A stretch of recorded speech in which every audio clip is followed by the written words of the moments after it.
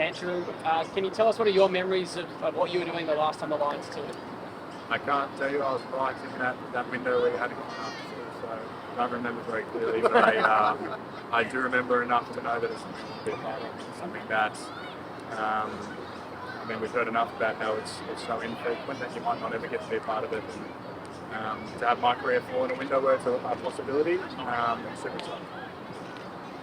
In terms of, I know you're focused on Lions, and you see all 4 teams in the top 6, the growth from the spring tour. Does that feel with confidence in the players? Hey, we can really take this line for Yeah, it does a bit. I think when you're a part of a team, you always think you can win, even if people, especially if people don't. But I think performance Super Rugby only adds excitement. I don't think it adds confidence. I think everybody within our environment already thought, you really truly believe you can win, and those that don't feel that way are probably not in the right spot. So to answer your question, no, it doesn't really make me feel more confident, but it does make me feel more excited.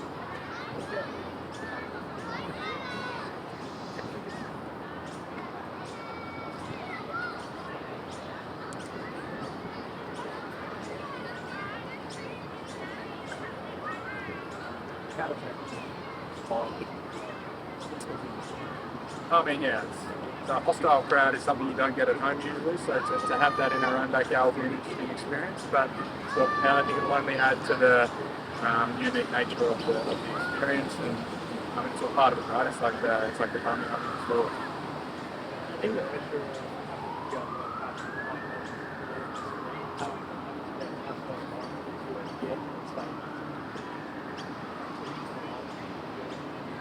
I think so. I think from failures come from succeeding, generally speaking. So, those things happening in the past, they're going to add value, at least in the experience further down the track. So, I think so. Obviously, Joe Schmidt's locked in for the Lions too, but unless Phil Lightness, it appears Les Chiss is favourite to take over after him. Are you happy for Les to take over? Phil? Okay. No, look, I don't know who the coach is going to be. It's way above my pay grade, fortunately.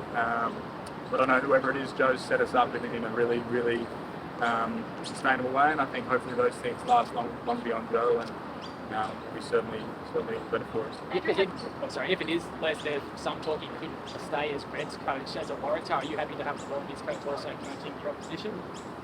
We'll check what we're going in for the Waratah's coach, so I guess if it happens that way, it'll be 1-1, so leave it there. Andrew, Phil Lawson spoke about how the job might be split at that point.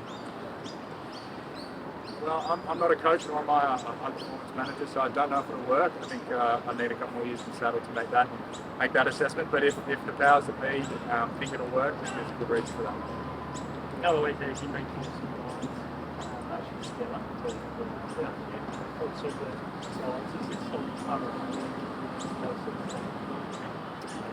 No, I think so. I think that happens when you spend. The group, even from beginning with Dave Rennie all the way through to now, the group is largely business name, or mostly. So that gives you a chance for no people, but a chance to understand how they work and what makes them tick. And as I said earlier, I think we'll only benefit from those experiences from back then up until now, and as we're moving forward even beyond that.